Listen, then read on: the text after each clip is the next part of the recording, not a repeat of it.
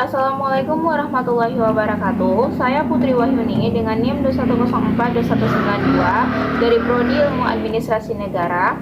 Baiklah, pada video kali ini saya akan mempresentasikan tentang konsep birokrasi dan birokrasi di Indonesia. Video ini dibuat untuk memenuhi tugas mata kuliah pengantar ilmu pemerintahan dengan dosen pengampu Bapak I. Permana, STMT.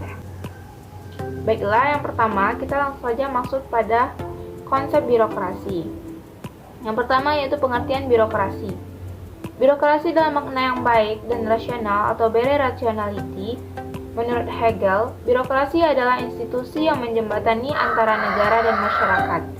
Dan menurut Max Weber, birokrasi adalah organisasi yang memiliki ciri-ciri adanya suatu hierarki, termasuk pendelegasian wewenang dari atas ke bawah, adanya serangkaian posisi jabatan yang masing-masing memiliki tugas dan tanggung jawab yang tegas, adanya aturan, regulasi, standar formal, adanya personil yang secara teknis memenuhi syarat yang bekerja atas dasar karir dan promosi.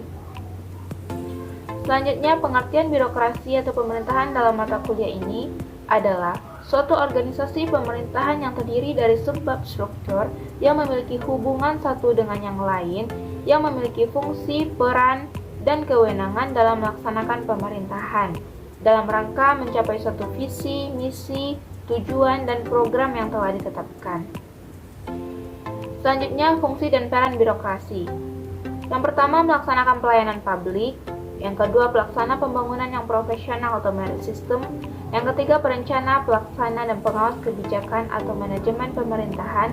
Dan yang keempat, alat pemerintah untuk melayani kepentingan aktif masyarakat dan negara yang netral dan bukan merupakan bagian dari kekuatan atau mesin politik atau netralitas birokrasi.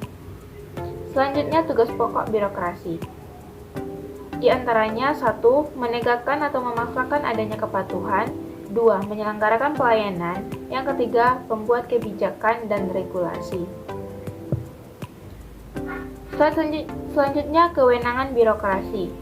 Kewenangan birokrasi adalah kewenangan formal yang dimiliki dengan legitimasi produk hukum, bukan dengan legitimasi politik.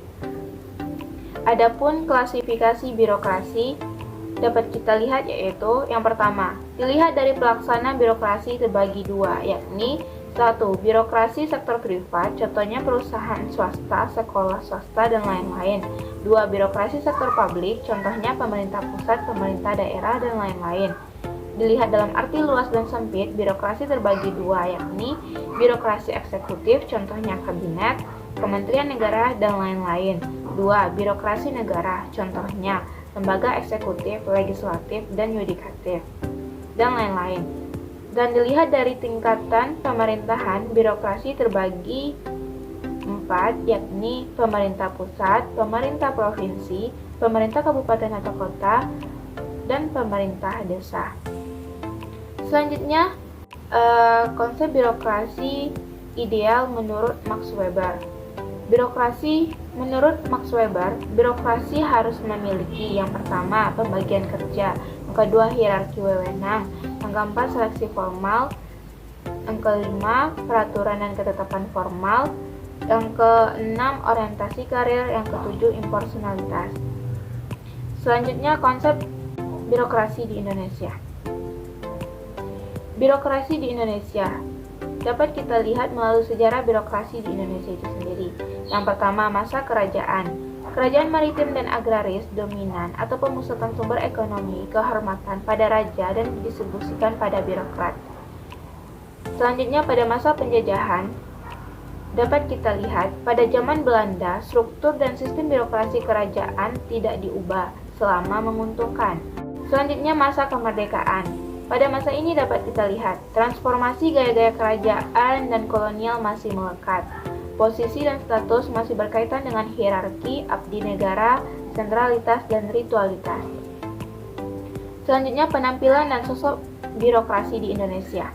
Yang pertama, patrimonial birokrasi, diantaranya patronase di lingkungan elit, simbiasa penguasa dan pengusaha.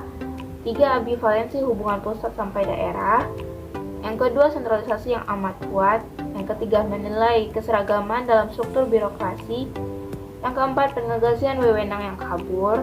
Dan yang kelima, kesulitan menyusun uraian tugas dan analisis jabatan. Baiklah, itulah penjelasan saya pada materi kali ini. Apabila ada kesalahan kata, saya mohon maaf. Wassalamualaikum warahmatullahi wabarakatuh.